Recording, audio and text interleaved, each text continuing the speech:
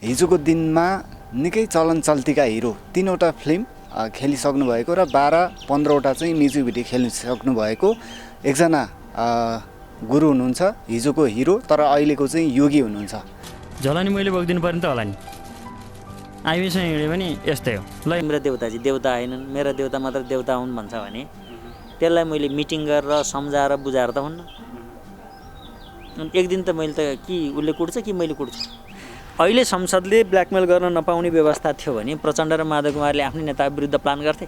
यही रफ्तार भइरह्यो भने केही समयपछि तपाईँ हाम्रा छोरा नातिको शुक्रकिट निस्किँदैन। त्यतिखेर तेस्रो लिङ्गी बढ्दै जान्छन्, जनसङ्ख्या हेर्दै जान्छ। अब तेस्रो लिङ्गी बढ्दै जान्छन्। सदियौँदेखि नेपाललाई कब्जा गर्न खोज्दा नसकेको नेपाल अहिले यिनले ऋण ल्याएर त्यो ऋण दिने मालिक आउँछ नि त, फेरि पैसासँगै मालिक आउँछ। मालिक गरेर देश खतरामा पार्न सक्छन्, देशै खतरामा पार्न सक्छन्। त्यही भएर जसले धेरै मान्छे मार्यो त्यो नै महान नेता हुन्छन् भन्छ नेपालमा। त्यो राक्षसहरूको युगमा त्यस्तै हुन्छ। किनभने कम्युनिस्टलाई काङ्ग्रेसले हरायो हो, कम्युनिस्टलाई काङ्ग्रेसले बिगार्या हो, राप्रपाले बिगार्या हो। कम्युनिस्ट के कारणले बिग्रियो? आफ्नै कारणले बिग्रियो। उनीहरूको विचार सिद्धान्त नमिलेर हो। एउटै विचार सिद्धान्तका मान्छे एउटै किताब पढेर कम्युनिस्ट भएका होइनन्। कति निर्लज्ज, कति घिनलाग्दा मान्छेहरू चाहिँ हामीले पटक पटक भोट हालेर छानेका छौँ। त्यो ठ्याक्कै नाक काट्यो भने चाहिँ के हो भने कीर्तिपुरले जब युद्ध हार्यो तपाईँले खाएकै कोकको सर्टिफिकेट नेपाल सरकारले दिन सक्दैन, विदेशीले जे भन्दै पत्याउनु पर्ने हुन्छ होइन। तपाईँले लगाएको साबुनमा के हालेको छ भन्ने कुरो तपाईँलाई थाहा छैन। जातीय र चाहिँ धार्मिक युद्ध चाहिँ हुन सक्ने सम्भावना छ भन्ने खालको कुराहरू पनि आइरहेका छन्। जातीय पनि टर्यो। अब जन्मदिनको दिन कुखुराले भएको अन्डा मिचमाच गरेर बनाएको त्यो केक राखेर होइन, बोसो हालेर बनाएको मैनबत्ती राखेर फाफा र फुफु गरेर त्यो धुलो पिठो के ल्याएर भुरुरु पारेर खानेकुरामा हालेर के खायो भने त्यो नर्क खाए बराबर होइन। भोलि अहिले पसिना बगाउँदाखेरि समाज बच्छ भने भोलि रगत बगाउनु पनि दिन आउँछ। त्यो अहिले काङ्ग्रेस र कम्युनिस्टले हामीलाई दिएको गिफ्ट हो, उपहार हो। हामीलाई यो खतरनाक परिस्थिति सृजना गरेको यो अयोग्य शासकहरू हामीले पटक पटक भोट हालेर मतदान दिएर, हामी त दानी छौँ नि त, भूमिदान, कन्यादान, गौदान अनेक गर्छौँ। हामीले मतदान पनि गरिरहेछौँ। त्यो मतदान गर्ने यी पापी हातहरूले पटक पटक पापी नेता छानेर पठाए बापत हामीले उपहार के पायौँ भने हाम्रै दाजुभाइ भोलि दुश्मन भएर हामीसँगै लड्न आउने। संसदमा आफ्नो सिट पुगेर प्रधानमन्त्री हत्याउन पाउने देखेपछि चाहिँ यत्रो चलिरहेको सरकारै गिराइदियो नि त। भनेको अब हामीलाई जनताले बनाएको सरकार चाहियो, सांसदले बनाएको होइन। नमस्कार, म दीपक गुरुङ र विशेष गरी आज पनि हामी विशेष भिडियोको लागि उपस्थित भएका छौँ र विशेष गरी हिजोको दिनमा निकै चलन चल्तीका हिरो 3वटा फिल्म खेलिसक्नु भएको र 12-15वटा चाहिँ म्युजिक भिडियो खेलिसक्नु भएको एकजना गुरु हुनुहुन्छ। हिजोको हिरो तर अहिलेको चाहिँ योगी हुनुहुन्छ, पुष्पराज पुरुष हुनुहुन्छ। उहाँसँग विशेष गरेर आज हामी विशेष नेपाली राजनीतिमा चाहिँ त एउटा धर्मको नाममा राजनीति भयो, नेपाली राजनीतिमा विकृति आयो, त्यसै गरी चाहिँ नेपाली समाज चाहिँ भाँड भैलोमा गयो भनेर उहाँले पटक पटक भन्नुभएको छ। हामी यिनै विविध विषयमा कुराकानी गर्छौँ। सर्वप्रथम म पुरुष सरलाई चाहिँ स्वागत गर्न चाहन्छु। हजुरलाई स्वागत छ सर। धन्यवाद। आराम हुनुहुन्छ? ठिक छ। हिजोको दिनमा जुन खालको चाहिँ तपाईँ यो सांसारिक संसारमा रमाउनु भएको थियो, अहिले यो अलिकता शान्त ठाउँमा बस्नु भएको छ। कसरी यो शान्तपन तपाईँलाई चाहिँ आयो यो पछिल्लो अवस्थामा? त्यो एउटा रमाइलो एउटा छेडलाई बिर्सेर चाहिँ एक्कासी यो एउटा मनदेखि नै शान्त हुने ठाउँमा चाहिँ किन प्रवेश गर्नुभयो? त्यो खालको चाहिँ रमाइलो बाटो। अब यो मैले देख्दा चाहिँ संसारको हरेक मान्छे एउटा स्थायी शान्तिको पछि लाग्नु खोज्छ र बिहानदेखि बेलुकासम्म सुख र शान्तिकै लागि कुदिरहेछ। कोही भौतिकवादी कुरैहरूमा अल्मलिएर त्यही सुख शान्ति होला भनेर त्यही एउटा रोटेसन, एउटा जीवनको साइकल हुन्छ, त्यो साइकलमै घुमेर आफ्नो जीवन बिताइरहेछ। मैले चाहिँ जीवनका हरेक पाटालाई नजिकबाट हेर्दै जीवनको रहस्य के हो भनेर यसलाई खोज्ने क्रमलाई निरन्तरता गरेँ। काठमाडौँ आउँदा त म पनि आश्रम बस्छु भनेर आएको होइन, तर अब बिस्तारै सङ्घर्ष गर्दै जाँदा र जीवनलाई निर्मम हिसाब किताब गर्दै जाँदा र जीवनको अर्थ के हो, जीवनको रहस्य के हो, जीवन हुनु र नहुनुको बिचमा के कस्ता सत्यहरू चाहिँ छन् त यो संसारमा भन्ने कुरो खोज्दै जाँदाखेरि म आश्रम पुगेँ र यो स्थायी शान्तिको बाटो चाहिँ आश्रम जीवनै हो। हामीले भौतिक रूपमा जे जति काम गरिरहेछौँ त्यो सबै शरीरसँग मात्र सम्बन्धित कुरा छन्। साधनामा तपाईँ छिरेपछि शरीरभन्दा माथि के अरे अब चेतनाको कुराहरू आउँछन्। अब त्यसलाई अब इनर्जीको कुराहरू आउँछन्। तपाईँले इनर्जी फिल गर्दै जाने कुराहरू आउँछन्। त्यसलाई शक्ति नै भन्नुहोस् नेपालीमा। शक्ति फिल गर्दै जाने कुरा आउँछन्, अनुभूति गर्दै जाने कुरा आउँछन्। साधना गर्दै गइसकेपछि एउटा लेभलमा मान्छेले स्थायी शान्ति पाउँछ। तर त्यही शान्तिको खोजमै म बाहिरी दुनियाँहरूमा बग्दै यो ठाउँमा पुगेको छु। पहिलो फिल्म खेल्नुहुँदा कति वर्षको हुनुहुन्थ्यो तपाईँ? पहिलो फिल्म खेल्दा अब म 57-58तिर कल्चरतिर अब ग्रेजुएट भए हो, डान्सहरू सिक्नलाई त्यसमा सिक्या हो। अब पहिलो फिल्म खै कति सालमा पो खेल्यो तस्बिर। तपाईँ कति वर्ष हुनुहुन्थ्यो होला? म त्यही 22-23 हो। 22-23 हो पहिलो फिल्म खेल्दा। पछि म आश्रम छिर्दा 25-26 को थिएँ। 64 सालमा म आश्रम छिर्या हो। त्यही अनुसारले हिसाब निकाल्नुपर्छ। 64 भनेपछि मैले 61-62 तिरै खेलेँ होला पहिलो फिल्म। 61-62 सालतिरै खेलेँ होला। विशेष गरेर एक्टिङ र डान्सलाई पनि एउटा नसाकै रूपमा लिने गरिन्छ नि। त्यहाँ छिरिसकेपछि चाहिँ त्यहाँबाट चाहिँ ब्याक हुन गाह्रो पर्छ। जसरी चाहिँ त्यहाँ छिरिसकेपछि ब्याक हुनलाई जति समय लाग्छ त्यसै गरी चाहिँ ब्याक हुनुभन्दा चाहिँ त्यतैपट्टि चाहिँ जाउँ भन्ने चाहिँ धेरै रहर हुन्छ भनिन्छ। तपाईँ चाहिँ फेरि यता अध्यात्मतिर लाग्नुभयो। अनि यसमा यस्तो हो, जस्तो यो हामीले फरक छुट्याएर व्याख्या गरिदिनाले मान्छेलाई अन्यल भएको छ। यी जीवनका पहलुहरू के हुन्छन् भने जस्तो कला क्षेत्र भनेको समाजको अभिव्यक्तिको माध्यम हो, धर्मको अभिव्यक्तिको माध्यम हो, राजनीतिको अभिव्यक्तिको माध्यम हो। भनेको समग्र समाजको चेतनाको स्तर अनुसार तपाईँले कुनै फिल्म बनाएर दिनुभयो भने त्यो चेतनशील समाजले त्यो फिल्मलाई एक्सेप्ट गरेर हेरिदिने हो। जब समाजको चेतनासँग तपाईँले बनाएको फिल्मको के अरे सम्बन्ध हुँदैन त्यो फिल्म फ्लप खान्छ, मान्छेले मन पराउँदैन। भनेको तपाईँ समाजमा भएका घटनाहरूलाई अभिव्यक्त गर्नुहुन्छ र त्यो अभिव्यक्तिबाट एउटा सन्देश दिनुहुन्छ समाजलाई। त्यो भनेको हाम्रो साधना पद्धतिमा चाहिँ भक्ति योगमा पर्छ। भनेको संसारमा 5वटा योगभित्र यो संसार चलिरहेछ। ज्ञान योग, ध्यान योग, हठ योग, भक्ति योग र कर्मयोग। त्यो अन्तर्गत कर्मयोगमा पनि भक्ति योग अन्तर्गतको त्यो के अरे गीत सङ्गीत हाम्रो आश्रममा नै जोडिया हुन्छ हैन। हामीले कतिपय शब्द त इनर्जीको भाइब्रेसन हो। इनर्जीको भाइब्रेसन भनेको शक्तिको कम्पन हो। त्यो शक्तिको कम्पनै मन्त्र हो। शब्दहरू सबै मन्त्र हुन् भनेपछि तिनै शब्द संयोजन गरेर राम्रोसँग प्रस्तुत गर्यो भने त्यो कलाकार हिट हुने हो, त्यो फिल्म हिट हुने हो।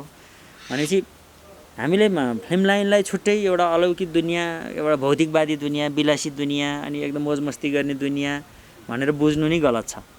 त्यही बुझेका कारणले गर्दा आज नेपालको फिल्म इन्डस्ट्रीले विश्वमा केही पनि म्यासेज दिन सकेको छैन, आफ्नै समाजको पनि प्रतिनिधित्व गर्न सकेको छैन। कारण के हो भन्दा कला क्षेत्रलाई बुझ्ने तरिकै फरक छ। हामीले कला क्षेत्रमा म त्यतिखेर पनि एउटा संस्कारमा बसेकै मान्छे भए हुनाले होला हैन, पूर्वजन्मदेखिको संस्कार पनि थियो होला। मैले पनि कला क्षेत्रलाई कहिले पनि त्यो विलासी भोगविलासको माध्यम बनाइनँ।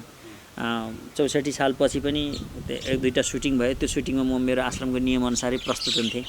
खाने बस्ने हिँड्ने डुल्ने मेरो आश्रमका नियमअनुसारै हुन्थ्यो। युनिटमा अचम्म मान्थे त्यो मेरो स्वभाव देखेर। त्यो कुरालाई निरन्तरता दिन सकिन्छ र त्यसलाई कला क्षेत्र चाहिँ भौतिकवादीहरूको विलासीहरूको अखाडा बनाउनु हुँदैन। त्यहाँ राम्रा साधकहरू, जस्तो हामी त कस्तो साहित्य पढेर हुर्केका भने सङ्गीत बजाएर पानी पार्ने हैन, गीत सङ्गीतबाटै पानी पार्ने, गीत गाएर त्यो साधकले सक्छ। जस्तो जसले साधना गर्छ, जस्तो गीत गाउने, सुर लगाउने कुरा पनि त साधनै हो नि हैन। गीत सङ्गीत हरेक कुरा चाहिँ साधनै हो। राम्रो साधक राम्रो गायक बन्न सक्छ। तर अब राम्रो साधना नगर्ने मान्छेले अब यो अहिलेका ड्रम सेट बजाएर बरक उफ्रिने त गाउला, तर जुन हाम्रो शास्त्रीय सङ्गीत छ त्यो अनुसारको गाउन सक्दैन।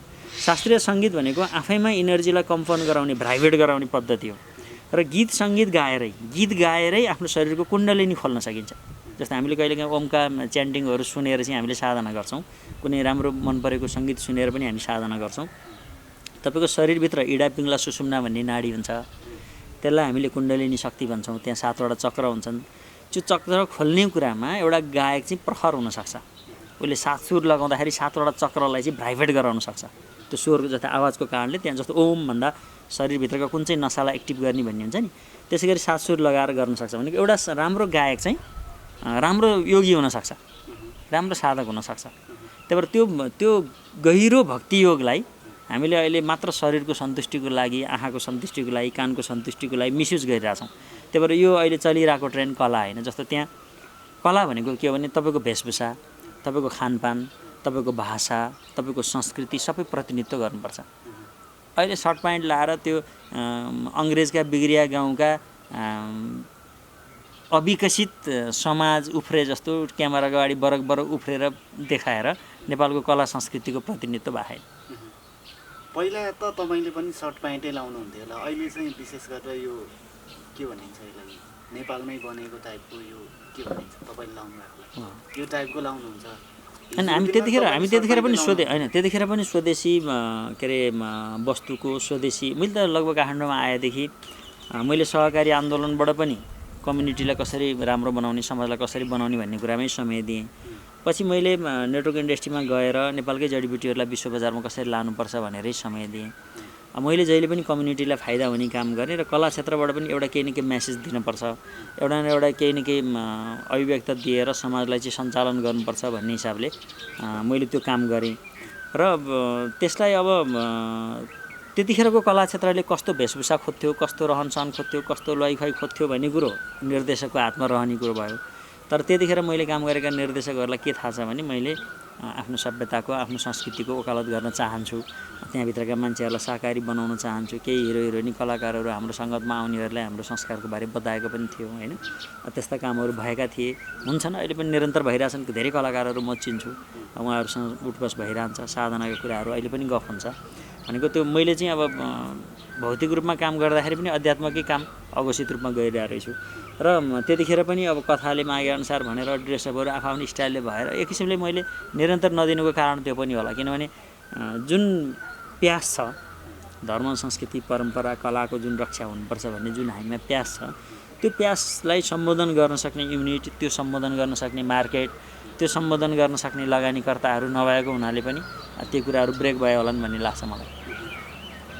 भनेपछि अहिले यो खालको जीवनमा तपाईँ प्रवेश गरिरहनु भएको छ होइन। भोलिको दिनमा फेरि एउटा इन्टरटेनमेन्ट क्षेत्रमा प्रवेश हुने चान्सेस छ तपाईँको? त्यो इन्टरटेनमेन्ट भन्ने हिसाबले हुँदैन हाम्रो, किनभने हामी इन्टरटेनमेन्ट गर्दैनौँ। हामी आवश्यकतामा बाँच्ने मान्छे हौँ, इच्छामा बाँच्ने मान्छे होइनौँ। अब इच्छामा बाँच्ने मान्छेहरू भौतिकवादी हुन्छ, आवश्यकतामा बाँच्ने मान्छेहरू आध्यात्मिक हुन्छ। त अब के अरे फिल्म खेलेर अब नाम कमाउनलाई भन्ने हाम्रो सोख हुन्न।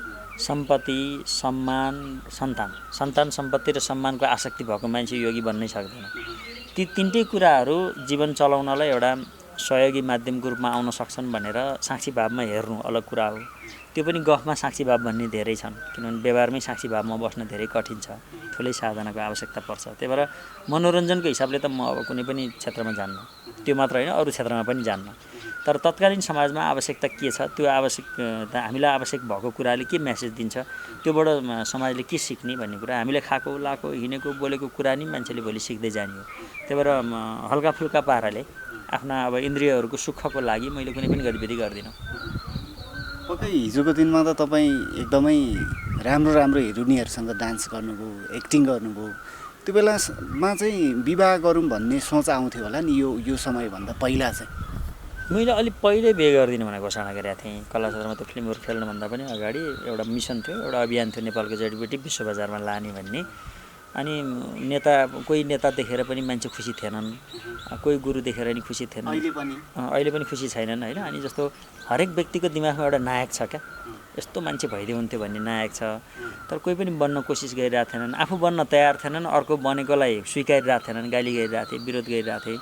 अनि मैले के सोचेँ भने अब नेपाल र नेपालीको सेवाको लागि म चाहिँ आफ्नो जीवन चाहिँ समर्पित गर्छु। किनभने व्यक्तिगत जीवन त यो संसारमा कतिले बाँचेका छन्, 7 अरब मान्छे स्वामी छोराछोरी पालेर त जीवन बिताइरहन्। त्योभन्दा बाहिर उनीहरूलाई समाजको त्यति चासो, त्यति इमान्दारीपूर्वक काम गरेको भए यो विश्व यस्तो हुँदैन थियो।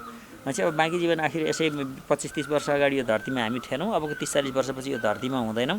यो 60-70 वर्षको बिचमा एउटा बेहोस मान्छे म, अर्को बेहोस मान्छे एउटा केटी, अनि दुईवटा बेहोस मिलेर बिहे गर्ने, अनि अर्को तेस्रो बेहोस मान्छे निकालेर यो पापी संसारमा छोड्नु भनेको चाहिँ यो बेहोसमा गर्ने कर्महरू चाहिँ म गर्दिनँ भनेर मैले होसमा नआइकन यी व्यवहारिक कुराहरू चाहिँ म फस्दिनँ भनेर मैले सङ्कल्प गरिसकेका थिएँ। र त्यो कुनै भौतिक रागमा मैले कर्महरू गरिनँ। र ती सङ्कल्प पनि मैले आश्रमको जीवनशैलीलाई जोडेर गरेको थिएँ, योग साधना गर्नुको लागि जोडेर गरेको थिएँ। त्यही भएर ती कुराहरूले मेरो जीवनमा खासै असर गरेन। तर आँखा त जुर्थ्यो होला त्यहाँनिर फिल्म इन्डस्ट्री होइन, आँखा हेर्नै अब आँखै चिम्लेर त हिँड्ने कुरो भएन, हेर्ने गर्ने भयो होइन। राम्रो देखेपछि चाहिँ अलिकति आँखा चाहिँ जान्छ भनिन्छ। विशेष गरी उहाँहरूले पनि हेर्नुहुन्थ्यो होला, तपाईँ पनि हिरो हुनुहुन्थ्यो। अनि यस्तो म पहिल्यै बिहे नगर्ने सङ्कल्प गरिसकेका हुनाले म एउटा कथा सुनाउँछु। मैले स्कुल पढ्दा मलाई एउटा प्रसङ्ग याद आउँछ। एकजनासँग मेरो चिठी आदान प्रदान भएको थियो प्रेमको, स्कुल पढ्दाखेरि। अनि एउटा बौद्धिक बहस चाहिँ म बच्चैदेखि गर्दो रहेछु भन्ने मलाई अहिले फिल हुन्छ। त्यो पत्र आदान प्रदान गर्दै जाँदाखेरि अनि मैले एक दिन के भनेको थिएँ भने, जहाँ प्रेम छ त्यहाँ विवाह किन गर्नु पर्यो, जहाँ प्रेम छैन त्यहाँ विवाह गरेर के हुन्छ भनेर सोधेको थिएँ कि। त्यसको उत्तर पाउनु त पुरै भएन, किन्तु धेरै गहिरो कुरो रहेछ। अहिले पनि म त्यसको बारेमा 2-4 घन्टा बहस गर्न सक्छु। भनेको म बच्चैदेखि नै अलि साहित्यिक टाइपको र अलिकति खोज्ने खालको, हरेक कुराको रहस्य खोज्ने र कारण खोज्ने टाइपको भएको हुनाले मलाई त्यस्ता कुराहरूले असर गरेन। र म पहिलेदेखि नै बिहे नगर्ने भनेर फेरि मासमा 1100-1200 मान्छेको अगाडि म बिहे नगरिकन देशको सेवा गर्छु भनेर घोषणा गरे हुनाले मैले त्यो दृष्टिकोणले कसैसँग नि कुरो गरिनँ। जहाँ प्रेम छ त्यहाँ विवाहको आवश्यक परेन। त्यही त, जहाँ अमर राख्नु पर्यो भन्नु खोज्नुभयो। जस्तो प्रेम, जहाँ प्रेम छ त्यहाँ विवाह गर्नु नगर्नुले के अर्थ राख्छ, जहाँ प्रेम नै छैन त्यहाँ बिहे गरेर के अर्थ राख्छ। जटिल क्वेसन हो नि। कुरो त प्रेमको हो नि, कुरोको त प्रेमको हो नि। जस्तो प्रेम जब हुन्छ त्यहाँ यी सामाजिक मूल्य मान्यता र हामीले बनाएका नीति नियमभन्दा माथि हुन्छ। जहाँ प्रेम नै छैन, हामीले जाने बुझेका नियमहरू लगाएर बनाएका सम्बन्धहरू कति अस्थिर, कति डिप्रेसनमा होलान् होइन, कति बन्धनमा होलान्, कति अब एक किसिमले आफ्नै जीवन सरल रूपमा चल्थ्यो भने मलाई त यो 7 अरब मान्छेमा 1-2 अरबले स्वामी छोराछोरी छोड्छन् जस्तो लाग्छ कि, श्रीमान श्रीमती डिभोर्स गर्छन् जस्तो लाग्छ। घर व्यवहार नचल्ने विविध कारणले बाध्य हुन्छ कि, नातागोता इष्टमित्र लाज घिन अनेक सामाजिक बन्धनहरूले मान्छे बाँधिएर बस्या हुन्छ, आफ्नो स्वतन्त्रता सङ्कुचित गरे हुन्छ। त्यही भएर म सामाजिक मूल्य मान्यतामा बाँध्थेँ भने मैले आत्मादेखि परमात्मासम्मको यात्रा गर्न मलाई डिस्टर्ब हुन्छ, हस्तक्षेप हुन्छ भन्ने कुरा म पहिलेदेखि सचेत थिएँ। अब नेपाल चाहिँ एसियामै नै खुसी मुलुकको रूपमा चाहिँ देखाइएको छ अहिले तथ्याङ्कले चाहिँ, तपाईँ मान्नुहुन्छ? म त्यो कुरा मान्छु, किनभने हामी विश्वको यो उनीहरूले देखाए पनि नदेखाए पनि एकदम खुसी समाज हो। जस्तो हाम्रो सांस्कृतिक परम्परा यस्तो खतरा छ कि तपाईँ दाजुभाइलाई भेट्दिनँ भन्दा पनि दसैँमा भेट्न पर्ने हुन्छ, आमाको मुख हेर्दिनँ भन्दा पनि आमाको मुख हेर्ने दिन जानु पऱ्यो, बाउको मुख हेर्दिनँ भनेर रिसाउनु भने बाउको मुख हेर्ने दिन जानु पऱ्यो, दिदीबहिनीसँग सम्बन्धै छैन भन्दा पनि तिजमा सम्झिनै पऱ्यो, मतलबै छैन माइत जान्न भन्दा नि तिहारमा खोजेर जानै परिहाल्यो। हाम्रो त यस्तो चाडबाड, यस्तो संस्कृति छ, 125 थरी नेपालीकै अनेक किसिमका संस्कृति छन् क्या। अनि ती हरेक संस्कृतिले हामीलाई यति खुसी बनाउँछ, जस्तोसुकै रिसाए पनि मन्त्र पढ्दै टिका लाउँदाखेरि हाँस्नु पऱ्यो होइन, पूजा गर्दाखेरि हाँसेरै गर्नु पऱ्यो, के गरी खुसी दिने संस्कृति छन् हाम्रा। चाहे जात्राहरू भन्नु, चाहे पर्वहरू भन्नु, चाहे खानपान भन्नु, चाहे रहनसहन भन्नु, चाहे वेशभूषा भन्नुहोस्, 125 थरीको वेशभूषा सम्झिनुहोस् त, 125 थरी नेपाली आफ्नो परम्पराअनुसार लाएर उभिँदाखेरि सम्झिनुहोस् त, त्यो हेर्दै मान्छे एक किसिमले प्रफुल्ल हुन्छ। त्यही भएर विदेश र अन्य मुलुकमा छैन, त्यो कहाँ छ तिनीहरूले त वास्तवमा युरोपियनहरूले त मान्छेलाई त एउटा मेसिन जस्तो बनाएर राखेका छन् नि। त्यहाँ कहाँ मानवता छ, कहाँ त्यहाँ हार्दिकता छ, कहाँ त्यहाँ संवेदना छ, कहाँ त्यहाँ भाइचारा छ, कहाँ त्यहाँ एउटा फ्यामिलीप्रति जुन जवाफदेहिता हुनुपर्ने, जुन दायित्व निर्वाह गर्नुपर्ने त्यो संस्कार चरित्र त्यो परम्परा तिनीहरूसँग कहाँ छ। तिनीहरूलाई त हाम्रो लाइफस्टाइल त अचम्म लाग्दो हो, अझ तिनीहरूले बुझेका छैनन् होला, कतिपय आएर हेर्न पाएनन् होइन। हामीले एउटा सनातन बस्ती बनाएर देखाउने भनेर मोडल त बनाउँदैछौँ, तर विदेशीले हामीसँग सिक्नुपर्ने धेरै कुरा छन्, खानपानदेखि लिएर हरेक कुराहरू सिक्नुपर्ने कुराहरू छ। उनीहरू त अहिले मेसिन जस्तो केमिकलले बचाएको डिप्रेसन, अब सेक्स, अब रक्सी अनि डिप्रेसन, त्यही हो तिनीहरूले जानेको, ड्रग्स, अब त्यो जे होस् आफ्नो शरीरलाई कसरी हुन्छ बेहोस बनाउनु, होसमा ल्याउने कुनै पनि पद्धति छैन। सेक्सले इनर्जी धेरै लस हुन्छ, त्यसै मान्छे कमजोर भइहाल्छ मानसिक रूपमा। रक्सी खाइसकेपछि शरीरलाई नचाहिने कोषहरूलाई एक्टिभ गरिसकेपछि शरीर त्यसै पनि शिथिल हुन्छ। ड्रग्सले त झन् अब जे पनि गराइहाल्छ। अनि खानेपानी भनेको विषादी नभएका अब केमिकल नभएका उनीहरूको खानाको प्रोडक्टै हुँदैन केही पनि, सबै कृत्रिम जङ्क फुडहरू बढी हुन्छ। त्यही भएर उनीहरू चाहिँ कस्तो भने त्यो पुत्ला जस्तो भइसक्यो, उनीहरूमा त्यो कतिपय मानवीय संवेदनाहरू छ जस्तो मलाई लाग्दैन। हुन त अब विश्वमा नै एकै नासको हुन्छ प्रकृति भनेको। अब नेपालमा चाहिँ कलियुगले धपक्कै छोइसकेको छ, केही कुरा पनि भने जस्तो हुँदैन, केही कुरा पनि मानवता हटिसकेको छ, नैतिकता चाहिँ हटिसकेको छ भन्ने खालको प्रश्नहरू पनि अहिले उब्जिरहेको छ। नेपाली राजनीति पनि त्यसरी नै अगाडि बढिरहेको छ। त्यो चाहिँ यस्तो विश्व नघुमेकाहरूले भन्ने कुरा हो यो है। जस्तो अब के छ भने कलियुगले सबैभन्दा गाँजा छ भने यो धरतीमा अमेरिकालाई गाँजा छ है। अमेरिका पछि गाँच्दै गाँच्दै गाँच्दै आउँदा अहिले आएर स्पेसल्ली अझ यो 62-63 पछिको परिवर्तन पछि आएर सामाजिक मान्यता, मूल्य मान्यता, नैतिकता, संस्कृति, धर्मप्रति रास आयो। 62-63 भन्दा अगाडि एक किसिमको मान्छेमा डर थियो, भगवान्सँग विश्वास थियो, एक किसिमको सांस्कृतिक जिम्मेवारीसँग एउटा मान्छे सचेत हुन्थ्यो। हुन त 70 वर्षदेखि यो विदेशीहरूले जुन पार्टीहरू जब पार्टीभित्र एजेन्टहरू छिराएर नेपाललाई उथलपुथल गर्न थाले, त्यहाँदेखि नै नेपालको धर्म, संस्कृति, परम्परा र यहाँको स्थानीय अब एजुकेसन सिस्टमै भनौँ न, शिक्षा नीति नै परिवर्तन गराएर यिनीहरूले आफ्नो अनुकूल बनाए। जस्तो तपाईँ हामीलाई अहिले आफ्नो छोरोले माता पिता भनेको गर्व लाग्दैन, ड्याड मम भन्यो भने मेरो छोरोले ड्याड भन्यो, मेरो छोरोले मम भन्यो भनेर खुसी हुने एउटा जमात बनिसकेको छ होइन। त्यो के कारणले भन्दा हाम्रो नेपालको शिक्षा नीतिको कारणले हो। आफ्नो संस्कृति र आफ्नो भाषा सभ्यतामा हामी गर्व गर्न छोड्यौँ, त्यो हाम्रो दुर्भाग्य हो। त्यो दुर्भाग्य आउँदै गएको छ, विदेशीहरूले अतिक्रमण गर्दै गएका छन्, त्यो कुरो सही हो। त्यति गर्दा गर्दै पनि नेपाल अहिले पनि संसारको जेठो सभ्यताको हिमायत हो। हामीसँग भएका संस्कृति परम्पराहरू विश्वमा कहीँ गएर पनि पाइँदैन।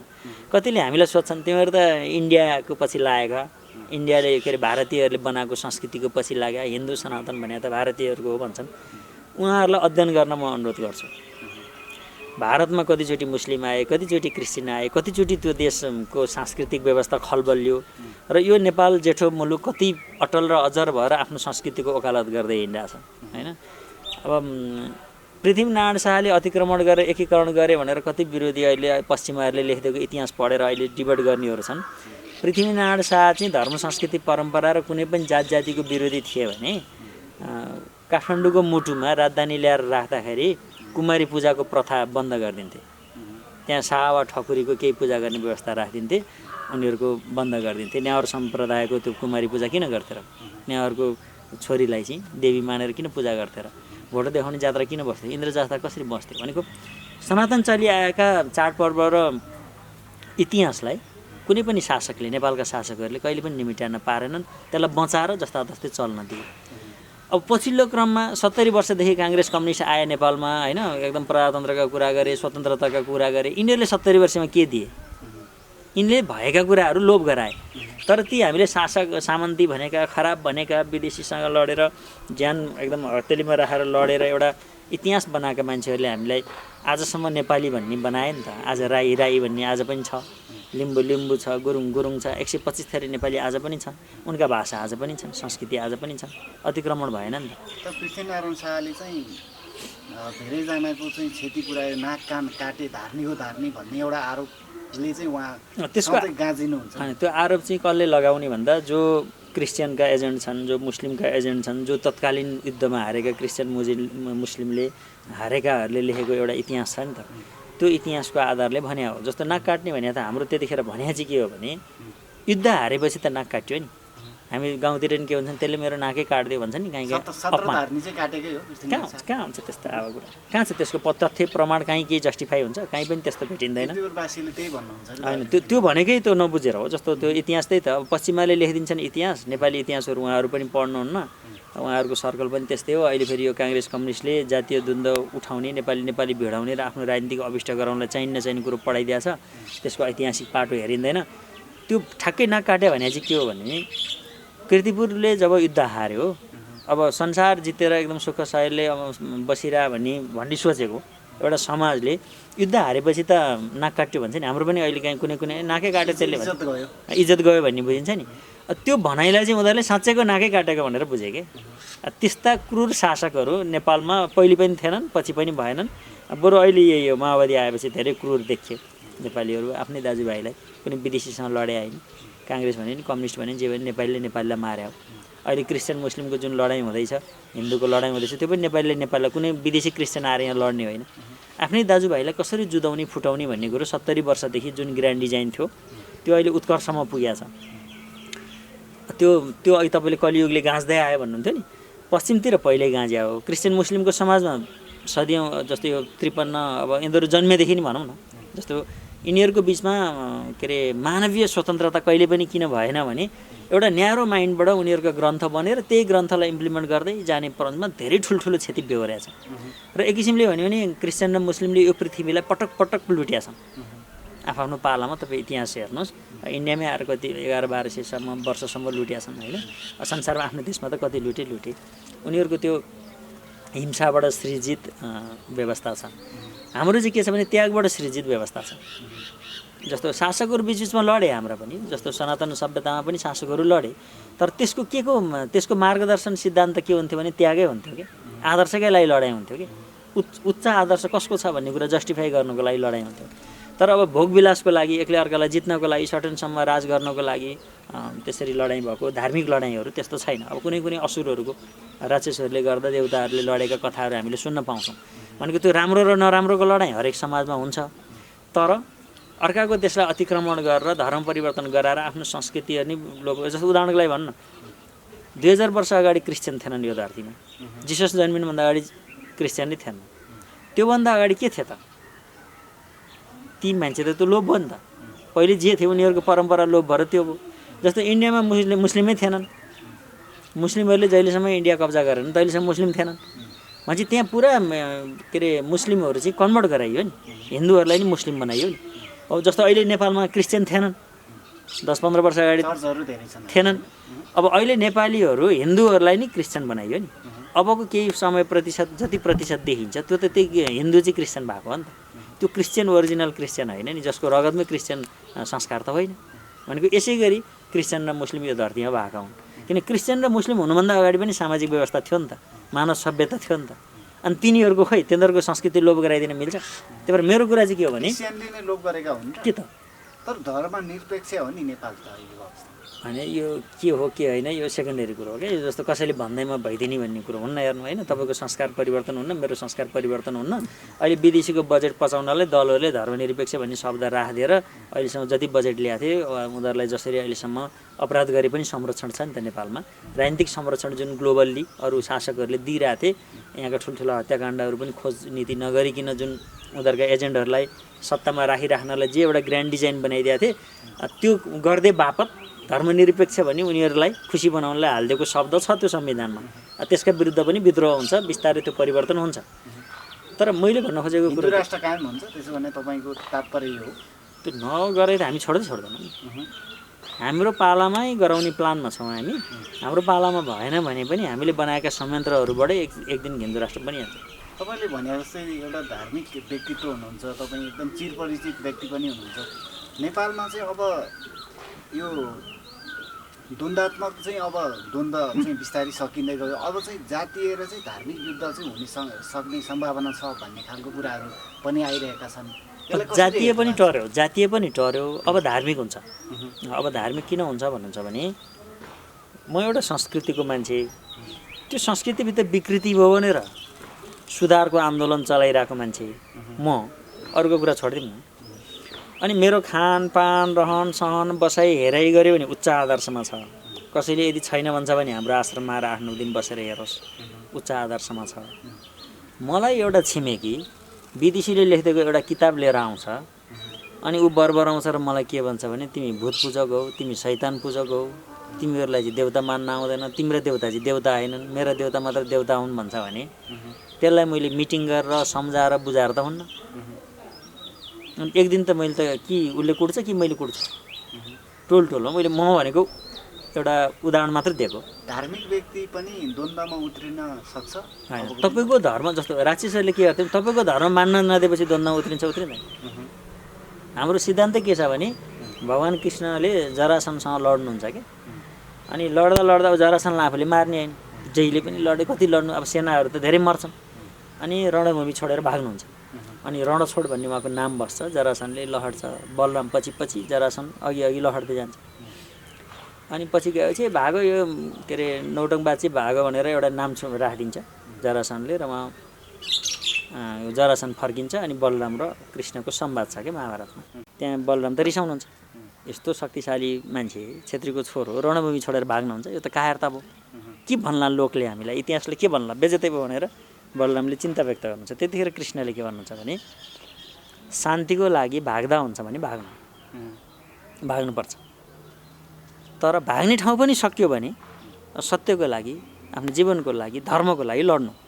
यो जरासन हामीले मार्ने होइन। अब म यति एकछिन भागिदिँदाखेरि यो युद्ध रोकिन्छ भने मैले भाग्दा केही पनि फरक पर्दैन भनेर उहाँले त्यहाँ तर्क दिनुहुन्छ। त्यही कुरो पछि धेरै ठाउँमा उहाँले शान्तिको लागि 5वटा गाउँसम्म पनि महाभारतमा मागेको रेकर्ड छ नि। तपाईँको टोलमा आएर तपाईँको छिमेकीलाई भड्काएर तपाईँको धर्म संस्कृति विरोधी बनाएर तपाईँको सामाजिक व्यवस्था खलबल्याउनेहरू देशका शत्रु हुन्। त्यो हाम्रै दाजुभाइ भए पनि त्यो क्षेत्री बाहुनकै छोरो कोही पास्टर छ भने पनि त्यो असुर हो, राक्षस हो, जसले आफ्नो धर्म संस्कृतिको गर्व गर्न सकेन। हुँदै नभएको कुरो जो समाजमा ल्याउँदै नपर्ने कुरा क्या। किनभने साधना गर्ने त बाइबल र कुरानले के साधना, हाम्रो अगाडि बसेर गफ गरौँ न, के साधना पद्धति छ तिनीहरूकामा? हामीसँग त के साधना पद्धति छैन के। संस्कृत साहित्यमा के छैन? एउटा महाभारत 1 लाख श्लोकको छ, त्यहाँ नभएका घटना त संसारमा कुनै घट्नै छैन। तर सबै धर्मलाई समान रूपले हेर्नु पर्यो होला नि तपाईँ। हो, अब यो सबै धर्म भने कि जस्तो तपाईँ भोलि सुन्नु न, तपाईँ भोलि एउटा संस्था खोल्नुहुन्छ, एउटा किताब लेख्नुहुन्छ, अनि आएर म पनि धर्म हो भन्नुहुन्छ, अनि धर्म भइगयो? धर्म भनेको के भन्ने कुरामा डिबेट छ क्या। अरू धर्म होइन नि त्यसो भने कहाँ हुन्छ? धर्म व्यक्तिले बनाएका कुनै पनि व्यवस्थाहरू धर्म होइन। व्यक्तिले बनाएका हुन् के त? एउटा कुनै व्यक्ति गुरु वा सन्त आउनुभयो, उहाँको जीवन एक किसिमले बित्यो, उहाँका फलोअरहरूले एउटा सिस्टम बनाए, त्यो पद्धति चल्यो, त्योलाई हामीले पन्थ भन्छौँ। जस्तो साई बाबाले बनाउनु भयो नि। अब हिन्दू धर्म, साई धर्म, ओम शान्ति धर्म के भन्ने, कृष्ण प्रणामी धर्म, राम धर्म, बुद्ध धर्म, अनि के अरे बराह अवतार छ हाम्रो बराह धर्म, अनि कछुवा हाम्रो कुर्म अवतार छ कछुवा धर्म भन्ने, अनि मत्स्य अवतार छ हाम्रो मत्स्य धर्म भन्ने, वामन अवतार के भन्ने? यो सबै यो बुझाउन हामीले बुझाउन नसक्नु पनि कमजोरी हो र समाजले नबुझे पनि हो। यी व्यक्तिले स्थापित गरेका कुनै पनि सिद्धान्तहरूलाई हामीले धर्म भन्दैन। व्यक्ति वा वस्तुको प्राकृतिक स्वभाव धर्म हो। परमात्माको परम ऊर्जाबाट सिर्जित अपरिवर्तनीय स्वभावहरू चाहिँ धर्म हुन्। भनेको पञ्चतत्त्वले यो धारण गरेको सृष्टि छ नि, त्यो धर्म हो। जस्तो सूर्यको एउटा गति छ, पृथ्वीको एउटा गति छ, अग्निको आगो उत्पत्ति भएदेखि आजसम्म उसको स्वभाव परिवर्तन छैन नि, त्यो धर्म हो। त्यो धर्मलाई धारण गर्ने पद्धति संस्कार हो। त्यही संस्कार मानिआएको चलन चाहिँ संस्कृति हो होइन। धर्मलाई संस्कारको रूपमा पालना गर्ने पद्धति संस्कृति हो। मैले अहिले तपाईँलाई म फेरि भन्छु, बुद्ध धर्म कहिलेदेखि सुरु भयो भन्ने इतिहास छ, क्रिस्चियन धर्म कहिलेदेखि सुरु भयो भने इतिहास छ, मुस्लिम धर्म कसरी कहिलेदेखि सुरु भयो भने इतिहास छ, सनातन हिन्दूहरूको इतिहास खै? अनि यी क्रिस्चियन, बुद्धिस्ट, मुस्लिम यो धरतीमा नआउँदा समाज कुन धर्म मानेर हिँडिरहेको थियो त? त्यो धर्म लोभ गराएर जसरी अहिले नेपालीलाई क्रिस्चियन नेपाली बनाइयो नि, त्यसै गरी यो पृथ्वीका नागरिकलाई विभिन्न नाममा बाँडेर राजनीतिक दल जस्तो क्या, जस्तो के अरे 70 वर्ष अगाडि नेपालमा काङ्ग्रेस कम्युनिस्ट थियो? थिएन। 52 सालभन्दा अगाडि माओवादी भन्ने कोही थिएन, नेपाली थिए नि त। पछि माओवादी नेपाली भयो नि। हो, त्यसै गरी यो क्रिस्चियन, हिन्दू, बुद्धिस्ट यी चाहिँ जे बनिरहेछन् यो सबै पन्थ र सम्प्रदाय बनिरहेछन्। यो साह्रै गहिरो कुरा हो। मानवता खोज्ने हो भने यहाँ गएर खोज्नुपर्छ। अब बाँकी रह्यो के त? अब यिनीहरूलाई निषेध गर्ने, यिनीहरूलाई मार्ने, काट्ने, लखेट्ने हो त? होइन। यथोचित व्यवस्थापन गर्ने भनेको अब म भन्दैछु, तपाईँको संस्कृति छ, त्यो संस्कृतिमा कसैको पनि राम्रो कुरो जोड्नुहोस्, तर आफ्नो छोड्न परेन नि होइन। जस्तो तपाईँको आफ्नो वेशभूषा थियो, त्यो छोडेर तपाईँ अहिले सर्ट प्यान्ट, त्यो पनि क्रिस्चियनको के अरे टाई र सुट लाएर हिँडेर तपाईँको गतिलो भयो? तपाईँको त आफ्नो एउटा संस्कृति थियो नि, एउटा परम्परा थियो, एउटा वेशभूषा थियो नि, तपाईँको पहिचान त त्यहाँ छ नि त। अहिले पहिचानवादीहरू, यो अहिले देख्नुहुन्छ नि नेपालका राजनीतिक दलका पहिचानवादीहरू आफू टाई लगाएर संसद भवन जान्छन्, अनि नेपालीको पहिचानको कुरा हामी उठाउँछौँ भन्छन्। ती कसका जोकर हुन्? ती जोकरलाई नेपाली जनताले अहिले पनि भोट हालिरहेछन्। जोकर होइन, उसको शरीरमै वेशभूषा आफ्नो संस्कृति पहिचान अनुसारको छैन, उसले नेपालीको पहिचानको रक्षा गर्छ। विश्व समाजमा गएर ऊ के देखाइरहेछ भने म तिम्रै भाइ हुँ, तिम्रै जस्तो वेशभूषा लाउँछु, तिम्रै जस्तो भाषा बोल्छु, म तिम्रै पिछो लग्गु हुँ, मलाई चाहिँ यो भोगविलास, यो राजनीतिक पद प्रतिष्ठामा बचाइदिइराख भनेर दलाली गरिरहेछ। अनि दलाल चाहिँ अहिले नेपालको सबैभन्दा शक्तिशाली शासक, उसलाई चाहिँ हामीले एकदम भयङ्कर मानेर चाहिँ अगाडि बढेर हिँडिरहेछौँ। हाम्रो आदर्श चाहिँ स्खलित भइरहेछ। त्यही भएर तपाईँले जे पद्धति मानिरहनु भएको छ त्योभित्र भएका विकृतिहरू सुधार्नुहोस्। हरेक समाजमा विकृतिहरू हुन्छन्, त्यसलाई सुधार्नुहोस्। विकृति पनि के हो भने तमोगुणी, रजोगुणी, सतोगुणी। तमोगुणी विकृतिहरूलाई रजोगुणीहरूले समन्वय गर्ने, सतोगुणीहरूले पुरै सिकाउने, नियन्त्रणमा लिने। त्यसरी सिकाउँदै लिएर जानुहोस्। कसैका राम्रा कुरा छन् भने एक्सेप्ट गर्नुहोस्, तर तपाईँ आफू नबिग्नुहोस्। तपाईँले एउटा मोबाइल अहिले क्रिस्चियनको बोक्नुभयो, तपाईँलाई टेक्नोलोजी आवश्यकता पऱ्यो, बोक्नुभयो। अब तपाईँले भाषा पनि इङ्ग्लिस बोलिदिनु पर्ने अनि लुगा पनि उसकै लाएर हिँडिदिनु पर्ने भने त हुन्न नि त। खाना पनि उसैले बनाएको मात्र खानुपर्ने होइन? त्यस्तो पनि छ। त्यस्तै त छ नि। जस्तो अहिले जन्मदिनको दिन भनौँ न, जन्मको दिन तपाईँको पूजा गर्ने एउटा पद्धति छ। जन्मिँदाखेरि न्वारान राख्ने हाम्रो आफ्नै संस्कार छ। तपाईँ जन्मेको बेलामा पृथ्वीमा 9 ग्रहबाट जुन वेभ, जुन भाइब्रेसन, जुन शब्द भनेको जुन इनर्जीको संयोग बन्छ नि, त्यो संयोगबाट तपाईँको नारायणको नाम राखिन्छ।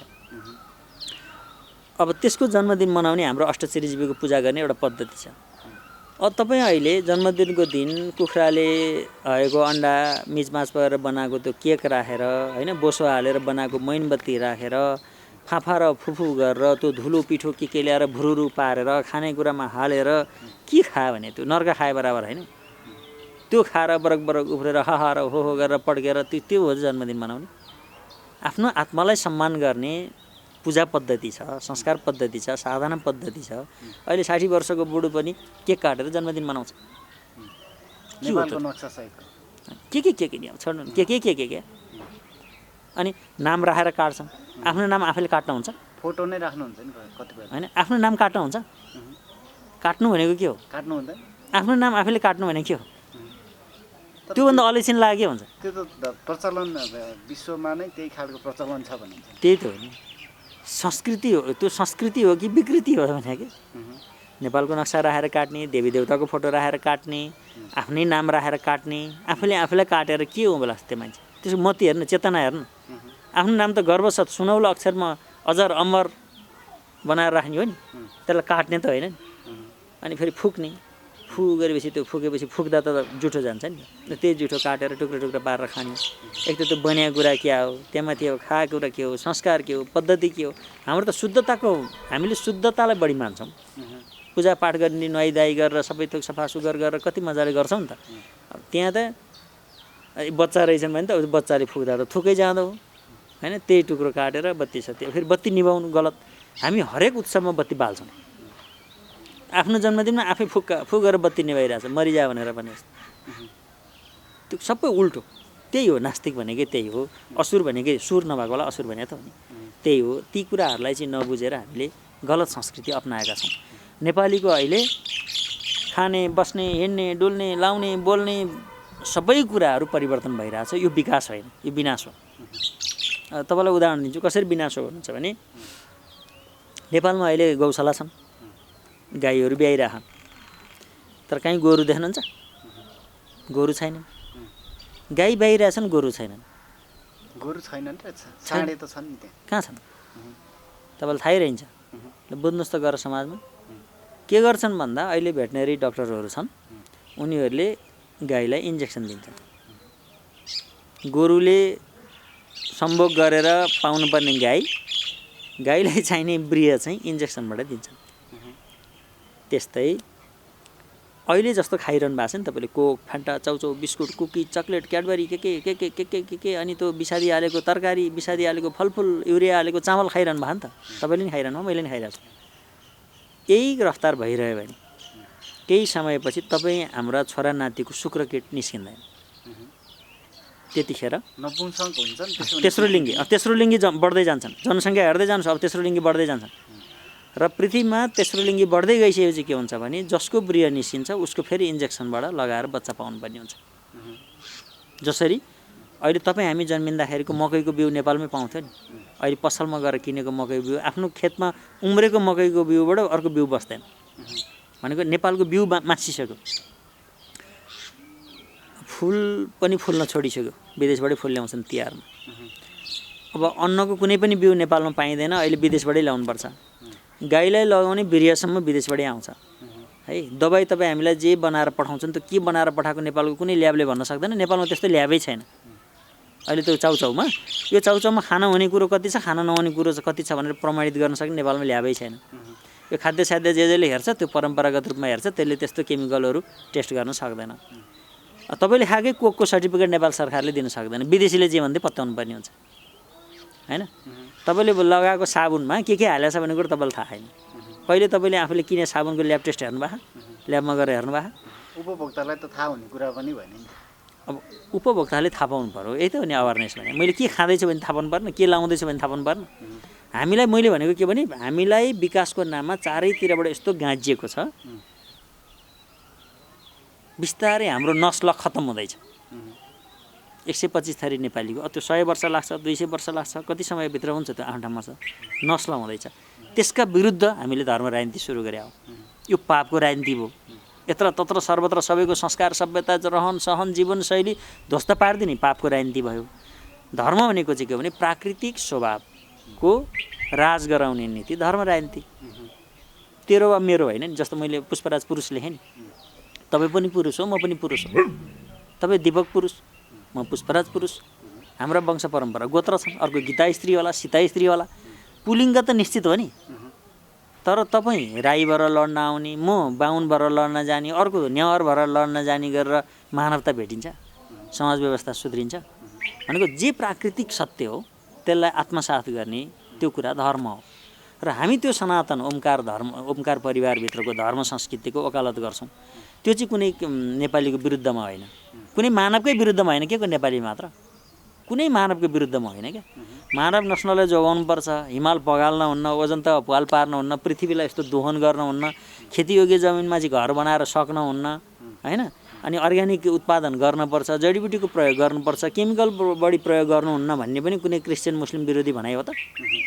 सबैलाई चाहिन्छ नि त्यो पृथ्वी होइन, साझा हो नि त। अनि जस्तो हामी अहिले सनातन हिन्दू राष्ट्र हुनुपर्छ र यो आइडियोलोजीको क्लियर लिएर जानुपर्छ भनेको कुनै नेपालीको विरुद्धमा हो त? मङ्गोलियनको, जनजातिको, दलितको विरुद्धमा हो त?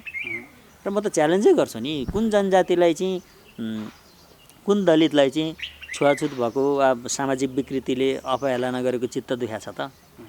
मैले पुरुष लेखाएको छु, भोलिदेखि तपाईँ पनि पुरुष लेख्नुहोस्। पुष्पराज पुरुषको भाइ हो भन्नु नि त। तपाईँलाई परिवर्तन हुनै छैन, खालि त्यो कुरो देखाएर गुजारा गर्नु छ, 2-4 जनालाई गाली गर्नु छ, अनि टाइम पास गर्नु मात्र छ। परिवर्तन हुनु छ भने हामी 4-5 छौँ। हामी 4-5 छौँ। 4-5 छौँ। जस्तो तपाईँ यो भिडियो जसले सुन्नुहुन्छ तपाईँ पुरुष हुनुहोस्, हामीसँग सङ्गठित हुनुहोस्। महिला र पुरुष, स्त्री र पुरुष, स्त्रीलिङ्ग पुरुष र पुल्लिङ्ग र उभयलिङ्ग, 3टा लिङ्ग। स्त्रीलिङ्ग पुल्लिङ्ग उभयलिङ्ग हामीले पढ्या हो, त्यही लेखौँ न। अब अरू कुरा छोडिदिउँ, गोत्र परम्परा छँदैछ, वंश परम्परा गोत्रबाट बचाउँ। र तपाईँलाई म के कारणले धार्मिक भएँ, योगी भएँ, त्यो सबै कुरो दलित भए पनि, जनजाति भए पनि, मधिसे भए पनि, थारू भए पनि, चेपाङ भए पनि, पोडे भए पनि म सिकाउँछु। आउनुहोस्, आश्रममा बसौँ, अनि योगी हुनुहोस्। म बनाउँछु नि त योगी। अब बन्ने बाटोमा नहिँड्ने, त्यो त डक्टर बने जस्तै हो नि। एउटा कलेजमा गएर तपाईँ डक्टर पढ्नु भने डक्टर हुन्छ, इन्जिनियर पढ्यो भने इन्जिनियर पढ्नुहुन्छ। यहाँ आश्रममा आउनुहोस्, म योगी निकाल्छु। योगी बन्न आउनु न। अब बाहिर बसेर यसो थियो र उसो थियो भनेर क्रिस्चियन र मुस्लिमका पछि हिँड्नुहुन्छ भने तपाईँको बेलासम्म त युद्ध नहोला, तपाईँको छोरा नातिको रगत बग्छ नि मुलुकमा। किनभने असत्यले राज गराउने, उनीहरू असत्यले राज गराउँछन्। उनीहरू जहाँ जान्छन् त्यहाँको सभ्यता नष्ट पारिदिन्छन्। हामी हाम्रो सभ्यता छोड्नेवाला छैनौँ। हामीलाई हाम्रो सभ्यतामा गर्व छ, हाम्रो पनि त अधिकारको कुरा हुन्छ नि। त्यतिखेर भोलि अहिले पसिना बगाउँदाखेरि समाज बच्छ भने भोलि रगत बगाउनु पनि दिन आउँछ। त्यो अहिले काङ्ग्रेस र कम्युनिस्टले हामीलाई दिएको गिफ्ट हो, उपहार हो। हामीलाई यो खतरनाक परिस्थिति सृजना गरेको यो अयोग्य शासकहरू हामीले पटक पटक भोट हालेर मतदान दिएर, हामी त दानी छौँ नि त, भूमिदान, कन्यादान, गौदान अनेक गर्छौँ। हामीले मतदान पनि गरिरहेछौँ। त्यो मतदान गर्ने यी पापी हातहरूले पटक पटक पापी नेता छानेर पठाए बापत हामीले उपहार के पायौँ भने हाम्रै दाजुभाइ भोलि दुश्मन भएर हामीसँगै लड्न आउने। तपाईँले भन्नुहुन्छ धर्मको नाममा राजनीति चाहिँ बढी भयो, हावी भयो भन्नुहुन्छ। यसलाई कसरी प्रश्न पार्नुहुन्छ? अलिकति जनताले बुझ्ने गरी भन्नुहुन्छ। धर्मको नाममा राजनीति भयो भए त राम्रो भइहाल्थ्यो नि। अधर्मको नाममा चाहिँ राजनीति भयो क्या। विदेशीका पैसा लिने, 70% भ्रष्टाचार गर्ने, केही कमाइ नभएको नेता चाहिँ व्यापारीको भन्दा विलासी जीवन बाँच्ने, केही कमाइ भइरहेको व्यापारी चाहिँ 10 वर्ष 20 वर्ष दुःख गर्छ अनि अन्तिममा एउटा मुद्दा लाएर जेल पठाइदिने, विदेशी कम्पनीका प्रोडक्टहरू चाहिँ कहाँ निस्किन्छन् भन्ने थाहा नपाइकन हाम्रा घर घर पुग्ने तर कुनै नेपाली कम्पनी चल्न नदिने, नेपालका नदीनालाहरू सबै विदेशी कम्पनीलाई दिने, ब्याङ्कहरू विदेशी एफिलिएसन हुने, राष्ट्र ब्याङ्क यति राष्ट्रघाती हुने कि विक्रम सम्वत हटाएर इस्वी सम्वतको सफ्टवेयर लाउने र हामीलाई स्टेटमेन्ट दिँदाखेरि विक्रम सम्वत नलेखेको स्टेटमेन्ट दिने, नेपाल सरकार यति राष्ट्रघाती हुने कि नेपाली 125 थरी नेपालीको कुनै भेषभूषा नराख्ने, सरकारी कर्मचारीको भेषभूषा पनि सर्ट प्यान्ट राख्ने, नेपालका शिक्षालयहरू विद्यालयहरू यति राष्ट्रघाती हुने कि आफ्नो सांस्कृतिक पोसाक लाएर स्कुल जान नपाइने हैन। नेपाल सरकार यति राष्ट्रघाती हुने कि तपाईँ हाम्रो गाडी मोटरसाइकलमा राख्ने नम्बर प्लेट पनि अङ्ग्रेजीमा लेखिदिनु पर्ने, नेपालीमा लेख्न नपाइने। अब के पाइन्छ? तरकारी मिसादी भएकै ल्याउने हैन, अन्न सबै युरिया भएकै बनाउने, अनि तपाईँ हामीले केही नगरेको आफ्नो बाबुबाजेले दिएको घरखेतको पनि यिनीहरूलाई ट्याक्स तिर्नुपर्ने हैन, यिनीहरूको केही योगदान हुन नपर्ने। अनि बिहानदेखि बेलुका तपाईँले जागिर खायो भने ट्याक्स तिर्नुपर्ने, व्यापार गरे पनि तिर्नुपर्ने, कमाए पनि तिर्नुपर्ने, हामीले कमाएको ट्याक्सबाट उनीहरू मोज गर्दै हिँड्ने। अनि उनीहरू आफ्नो स्वार्थ सत्ताको लागि अहिले हेर्नुहोस् नेपाली जनताले कम्युनिस्टलाई भोट किन हालेको? सुख पाइन्छ भनेर नि। आज कम्युनिस्टलाई काङ्ग्रेसले हरायो हो, कम्युनिस्टलाई काङ्ग्रेसले बिगार्या हो, राप्रपाले बिगार्या हो। कम्युनिस्ट के कारणले बिग्रियो? आफ्नै कारणले बिग्रियो। उनीहरूको विचार सिद्धान्त नमिलेर हो। एउटै विचार सिद्धान्तका मान्छे एउटै किताब पढेर कम्युनिस्ट भएका होइनन्। कति निर्लज्ज, कति घिनलाग्दा मान्छेहरू चाहिँ हामीले पटक पटक भोट हालेर छानेका छौँ। हामी कति पापी हो के? हामीले 70 वर्षदेखि भोट हालिरहेका छौँ। कति नालायक मान्छेहरूलाई भोट हालिरहेका छौँ। एउटा व्यक्तिको फोटो बोकेर हिँड्न मिल्ने एउटा आदर्श पात्र हामीले किन बनाउन सकेनौँ?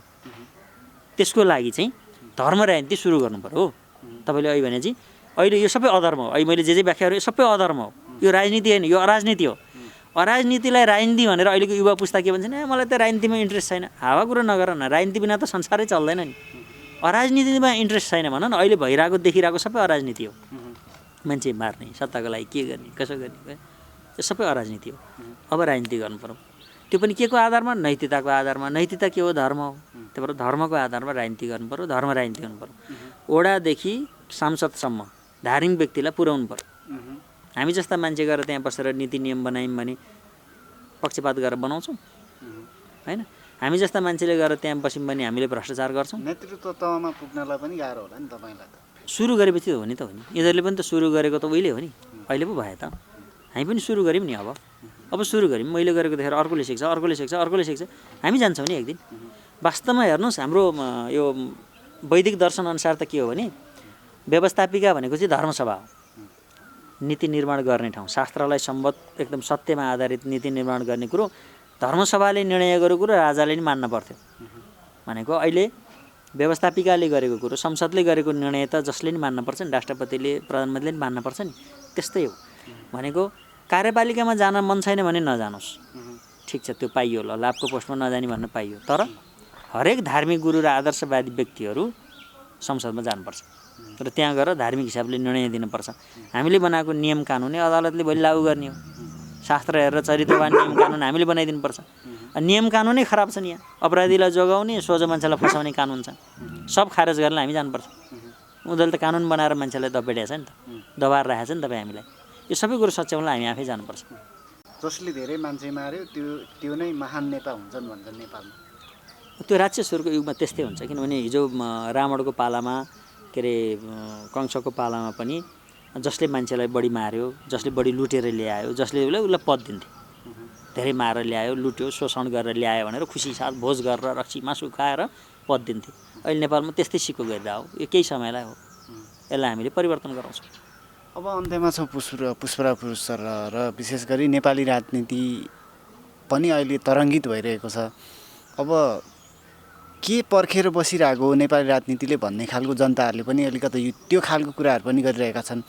नेतृत्व तहमा चाहिँ अब कसले बाजी मार्ला, अब यही अहिलेकै चाहिँ जुन पार्टीहरू छन् यही पार्टीहरू नै मिलेर जाला कि नजाला, वा यो व्यवस्था नै अन्त्य होला कि भन्ने खालको कुराहरू पनि आइरहेका छन्।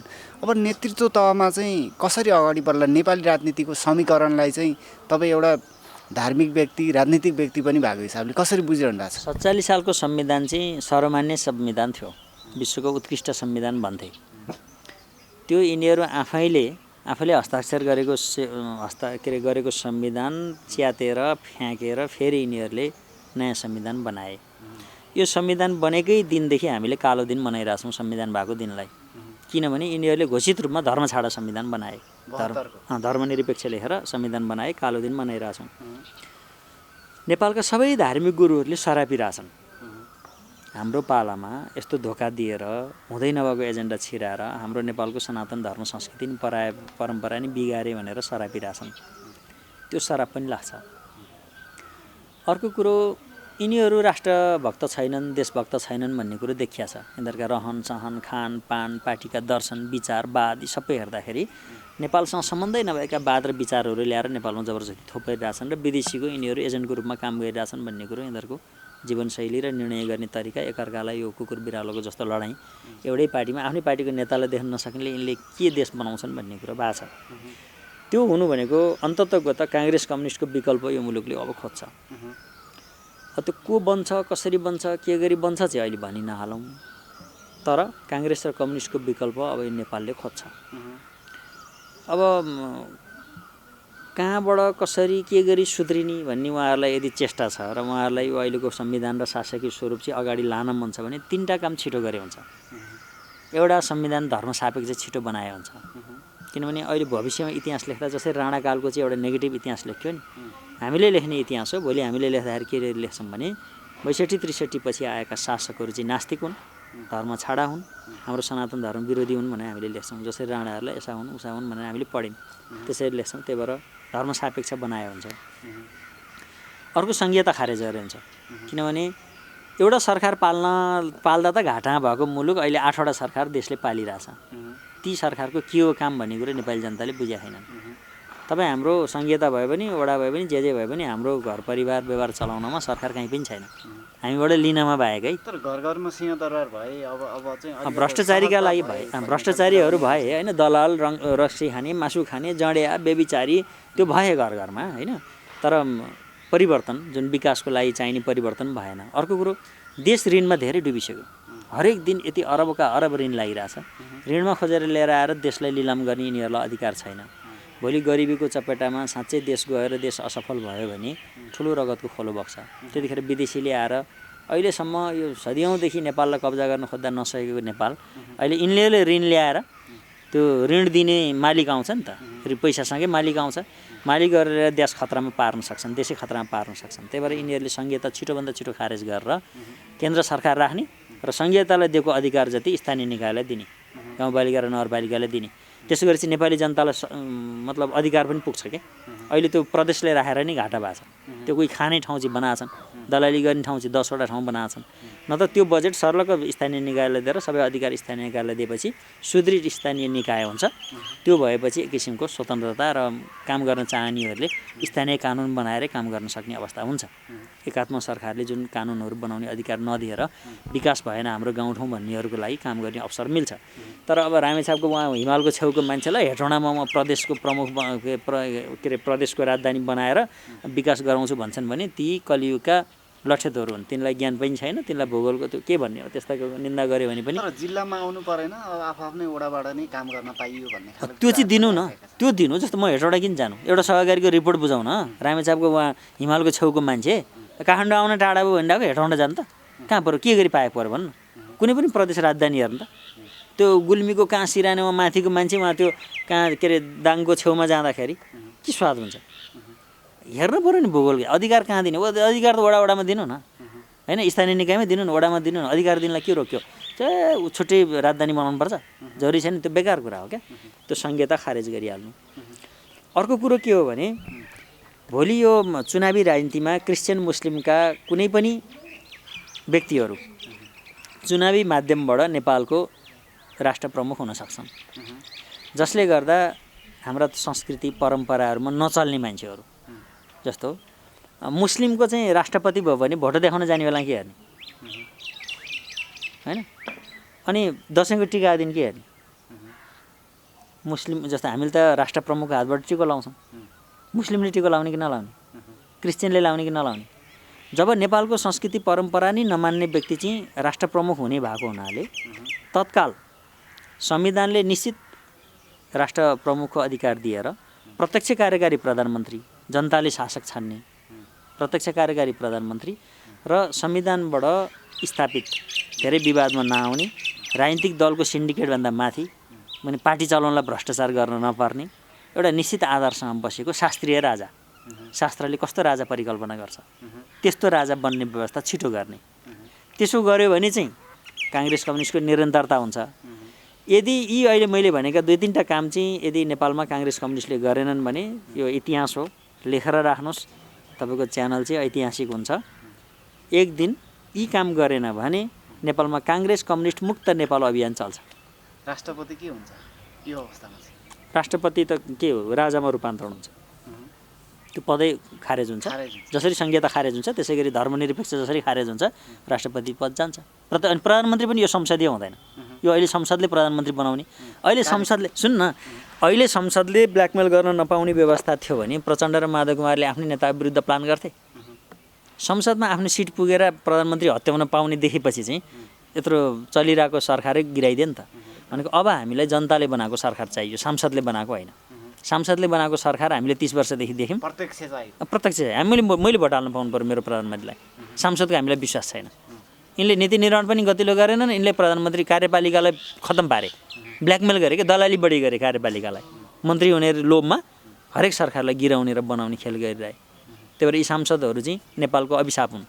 46 सालदेखि यताका सांसद यी सराप हुन् नेपालको लागि। यो व्यवस्थाको अन्त्य हुनुपर्छ। यो व्यवस्थाको अन्त्य हुनुपर्छ। प्रत्यक्ष कार्यकारी प्रधानमन्त्री, शास्त्रीय राजा, संस्कारसहितको राजा। त्यस्तो राजनीतिमा चाहिँ अलिकति गहिरिएर हामी जान्छौँ। अहिले चाहिँ सत्तारूढ दल एमाले चाहिँ अहिले यो सत्ता सम्हालिरहेको अवस्था छ। यो अदालतको फैसलापछि एमाले भित्र पनि एउटा विवाद चर्किरहेको छ। यता नेपाल पक्ष र ओली पक्ष, झलनाथ पक्षको चाहिँ यो विवादको चाहिँ अन्त्य कसरी होला जस्तो देख्नु भएको छ? अब ओलीले कारबाही गरेर नै हटाउने सम्भावना हो कि के हो? सुन्नु, यो विवाद चाहिँ नेताहरू मरेर नगउन्जेलसम्म अन्त्य हुँदैन।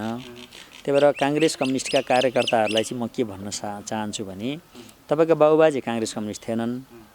तपाईँ पनि काङ्ग्रेस कम्युनिस्ट भनेर दास होइन पार्टीको, तपाईँ स्वाभिमानी नेपाली हो, नागरिक हो। अहिलेसम्म नेताहरूले दुःख गरे भन्ने ठान्नु भएको थियो, राम्रै गर्छन् भनेर एउटा विश्वासले भोट हाल्नु भएको थियो। त्यो पाप गरियो होइन। मैले हिजो भोट हालेँ भने नि पापै गरेछु भने मलाई अहिले अनुभूति भइसक्यो। अब उहाँहरूको नाम लिइरहँदा नि पापै लाग्छ, किनभने जसले देशलाई खत्तम पारे तिनीहरूको नाम किन लिइरहने। अब सचिनुहोस् र सबैजना मिलेर एउटा नयाँ विकल्प बनाऊँ। तपाईँ हामी होइन, त्यो तिनीहरू हुनु नहुनुको के अर्थ छ? अब 2/3 पाएको सिट बचाउन सक्दैनन्, सरकार बचाउन सक्दैनन्, तिनले देश कसरी बचाउँछन्? तिनीहरूलाई पनि विश्वास गरेर फेरि भोट हाल्नु भने त नेपाली नागरिकै सबै दलाली गर्न तयार छन् भन्ने बुझिन्छ नि। त्यही भएर त्यतातिर लाग्नु बेकार छ। विकल्प खोजौँ सबैजना मिलेर। अब मेरो वडामा मै उठ्छु, तपाईँको वडामा तपाईँ उठ्नुहोस्, अर्को वडा अर्कै उठ, हामी नयाँ संरचना बनाऊँ। स्वतन्त्र उठे नि भइगयो नि, पार्टीमै लगाएर उठे नि भइहाल्यो। एउटा धार्मिक पार्टी बनाऊँ न, जस्तो राप्रपा छ त, धार्मिक पार्टी छ, धर्म मान्छु भन्छ। त्यहाँ केही कुरो चित्त बुझ्या छैन भने 75 जिल्लाबाट चित्त बुझ्दा मान्छे बसेर धार्मिक पार्टी राम्रो बनाएर देखाए हुँदैन? होइन, धर्म मान्ने मान्छे अगाडि आइदिइसकेपछि ती धर्म नमान्ने ध्रुवहरू त आफै सकिन्छ नि। धर्म मान्ने मान्छेको पहिले गठबन्धन बनाऊँ न, तयार गरौँ। हाम्रो तयारी नि छैन नि त। धार्मिक मान्छेमा खराब मान्छेले खराब मान्छेले त्यतिखेर चान्स पाउँछ जतिखेर इमान्दार मान्छेहरू रमी तयार बस्छन्। राम्रा मान्छेहरू जब हिम्मत गरेर अगाडि बढ्छन्, खराब मान्छेहरू त्यसै साइड लाग्छन्। अन्त्यमा चाहिँ के भन्नुहुन्छ त? अब समग्र यो नेपालको परिस्थिति हेर्दाखेरि, नेपालको भू राजनीतिक धार्मिक क्षेत्र हेर्दाखेरि अन्तिममा नेपाली जनताले नि नेपालको भविष्य बनाउने हो। नेताहरूले अब भरलाग्दा नेता भेटेनन् भन्ने कुरो तपाईँ हामीले बहसबाट बुझेकै छ। अब धार्मिक कुरोहरू साधना गरेर परमात्माको खोजीमा हिँडेका मान्छेहरूले सामाजिक तपाईँहरूका झन्झट दुनियाँ जड्या मांसाहारीहरूका घर व्यवहार सम्हाल्दिन आउँछन् भन्ने सोच्नु नि बेकार हो। त्यही भएर मेरो चाहिँ के हो भने नेपाली जनताले टोल टोलमा घर घरमा नयाँ बहस सुरु गर्नु पर्यो। हामीलाई कस्तो नेता चाहिएको, कस्तो समाज चाहिएको र अब कस्तो बनाउने, त्यो बनाउनको लागि टोल टोलमा बहस गर्नु पर्यो र आफ्नो भान्सादेखि लिएर रहनसहनदेखि लिएर जीवनशैलीदेखि लिएर आफ्ना पुर्खाको सभ्यताहरू अध्ययन गरेर आफ्नो घर घरमा लागू गर्नु पर्यो। तपाईँले लागू गर्नु पर्यो, मैले लागू गर्नु पर्यो र एउटा नयाँ जागरण सांस्कृतिक क्रान्तिको तयारी गर्नु पर्यो। धर्म राजनीति मार्फत सांस्कृतिक क्रान्ति गर्नु पर्यो। धर्म संस्कृतिभित्र भएका कुरीतिहरूलाई हटाउनु पर्यो र नयाँ समाज बनाएर हामीले एउटा सभ्य र भव्य समाज बनाएर भावी पुस्तालाई हस्तान्तरण गर्नु पर्यो। हस्, धन्यवाद यहाँलाई। धन्यवाद। सम्झेर यहाँसम्म आइदिनु, यहाँलाई धेरै धेरै धन्यवाद। हस्। दर्शकबिन, आजको कार्यक्रम के कस्तो लाग्यो? पक्कै आज हामीले यो नेपालको राजनीतिक धार्मिक र विविध विषयमा कुराकानी गऱ्यौँ र पुष्पराज पुरुष योगी उहाँसँग हामीले विशेष आज कुराकानी गऱ्यौँ। पक्कै पनि आजको कार्यक्रमको बारेमा के कस्तो लाग्यो सल्लाह सुझाव र प्रतिक्रिया दिन नबिर्सिनु होला भन्दै म पनि तपाईँहरूबाट बिदा हुन चाहन्छु। हेर्दै गर्नु होला गोर्खा लाइभ टिभी। धन्यवाद।